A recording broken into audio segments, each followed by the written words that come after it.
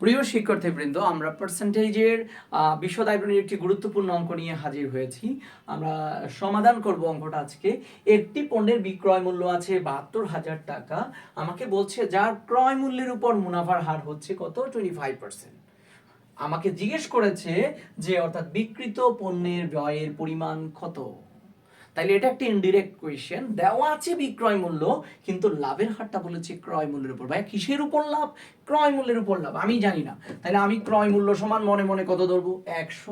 তাইলে লাভের পরিমাণ প্রশ্নে কত বলেছে? ভাইয়া লাভের পরিমাণ বলছে 25। তাইলে বলো তো বিক্রয় মূল্য কত? তাইলে বিক্রয় মূল্য সমান হচ্ছে কত বলো তো ভাইয়া, 125 টাকা। আমরা জানি ক্রয়ের সাথে লাভ যোগ করলেই বিক্রয় মূল্য পাওয়া যায়। সো আমার এই তিনটে ইনফরমেশনের মধ্যে একটা ইনফরমেশন প্রশ্নে আছে, সেটা হলো যে বিক্রয় মূল্য সমান ৭২,০০০ টাকা। তো যা দেওয়া আছে আমরা তা দিয়ে ভাগ করে দিয়েছি, যেটা বের করতে হবে আমরা সেটা দিয়ে গুণ করেছি। তাহলে কত বের করতে হবে? আমাকে বিক্রিত পণ্যের ব্যয় কত। সো বিক্রিত পণ্যের ব্যয়ের অপর নাম হচ্ছে ক্রয় মূল্য, সমান হচ্ছে কত বলো তো ভাইয়া, 100। আমরা এখন কাটাকাটি করলে 25 দিয়ে কাটলে আমরা পাই 5 বার, 25 দিয়ে কাটলে আমরা পাই 4 বার। আমরা যদি 5 দ্বারা এটাকে কাটি, তাহলে 5 দ্বারা যদি 7কে কাটি তাহলে একবার।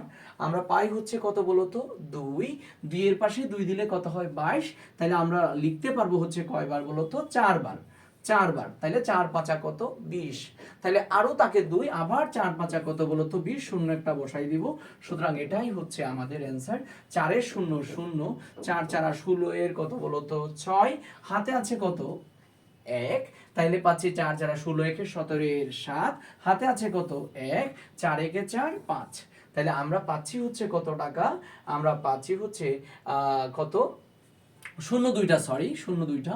তাহলে সেই ক্ষেত্রে আমরা 02টা যদি বসাই দিই, 56,600 টাকা অ্যান্সার। তাহলে 56,000 কত টাকা, 600 টাকা অ্যান্সার। আশা করি সবাই বুঝছেন। এরকম মজার ভিডিও পেতে চোখ রাখুন আমাদের আইডিয়া বিশ্ববিদ্যালয় ভর্তি কোচিং পেজে আর আমাদের ইউটিউব চ্যানেলে।